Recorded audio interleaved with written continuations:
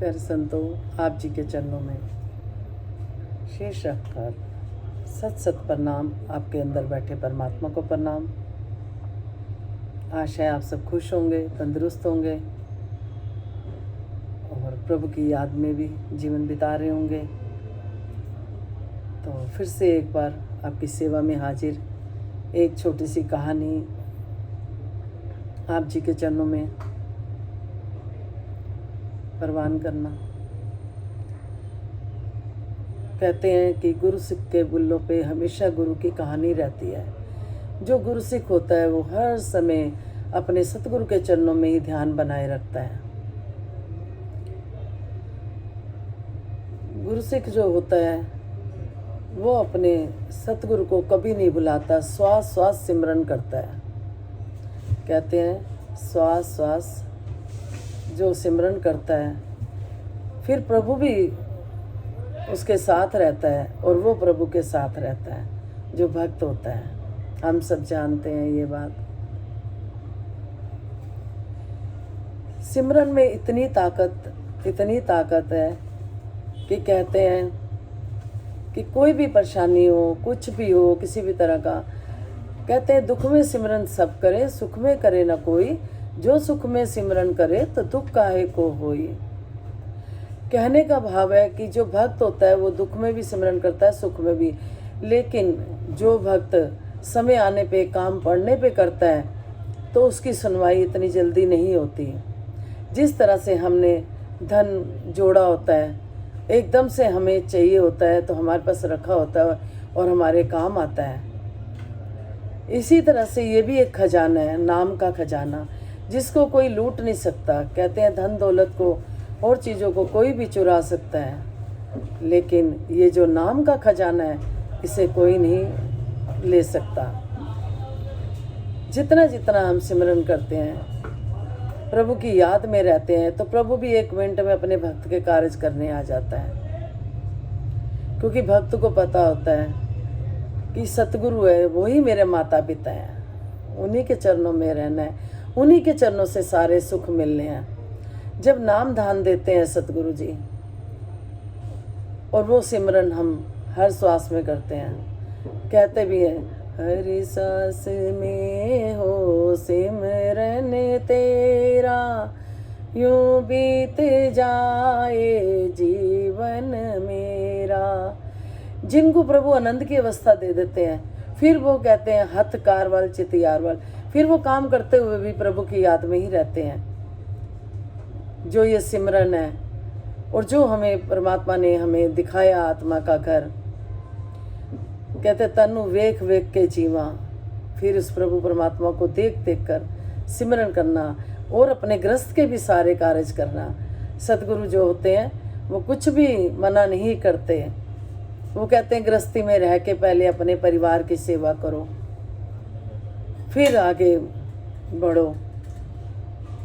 तो इसी तरह से एक गुरु सिख होता है, वो प्रभु की याद में सतगुरु को अपने मन ही मन याद करता है कि भाई उसको महसूस होता है कि सतगुरु जी आ रहे हैं घर पे, कहाँ बिठाऊंगा। उसको संदेशा मिलता है, एक ही कुर्सी होती है उसके पास बिठाने की, तो वो जगह अपनी बनाता है, करता है साफ़ सुथरा, जैसे कि हम घर परिवार को साफ़ सुथरा करते हैं। जब भी कभी हमें परमात्मा कहते हैं, कृपा करते हैं, तो दिल करता है खूब घर को सजा लें, क्योंकि सतगुरु किसी न किसी रूप में कब आ जाए नहीं पता होता।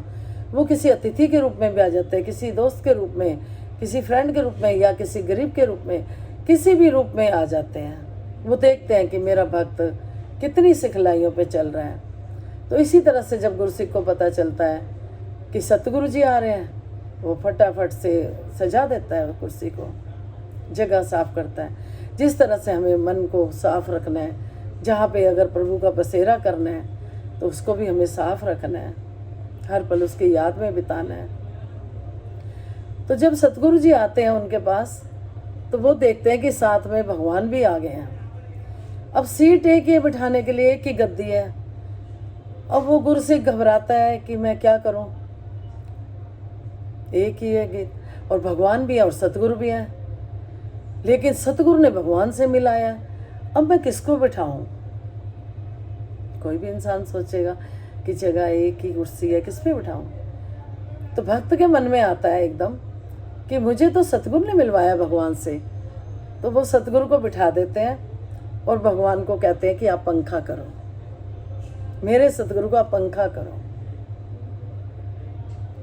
तो जो गुरसिख होते हैं कितने प्यार वाले होते हैं, कितनी सूझबूझ से चलते हैं, क्योंकि उनकी रचना पर भी सतगुरु ही बैठे होते हैं, वो ही बोल रहे होते हैं, हमारी किसी की कोई ताकत नहीं।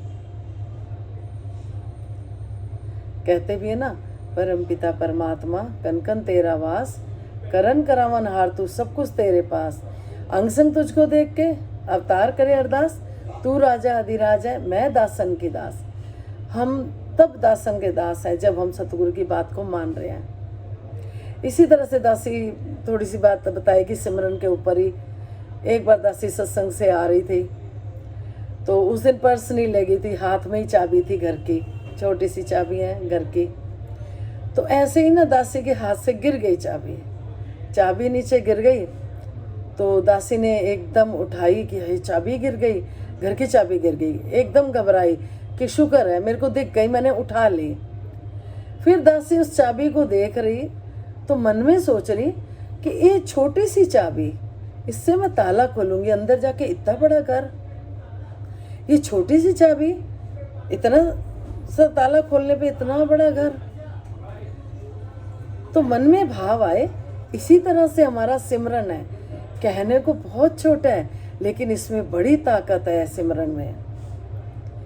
जो भी हम सतगुरु हमें ज्ञान देते हैं, सिमरन देते हैं, उसको मन ही मन जपते रहते हैं, तो वो हमारी ताकत है,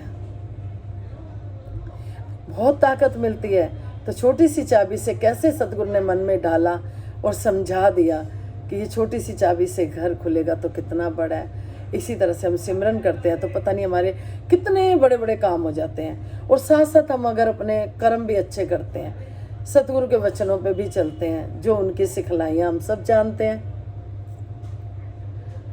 तो आपके चरणों में रखी, अपनी बात भी रखी, छोटी सी कहानी भी रखी।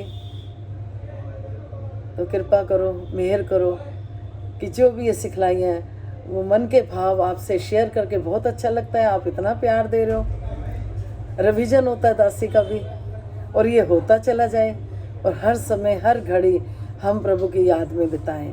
आपके बैठे अंदर बैठे परमात्मा को प्रणाम। कोई भूल चूक होगी वो क्षमा करना। नमस्कार जी।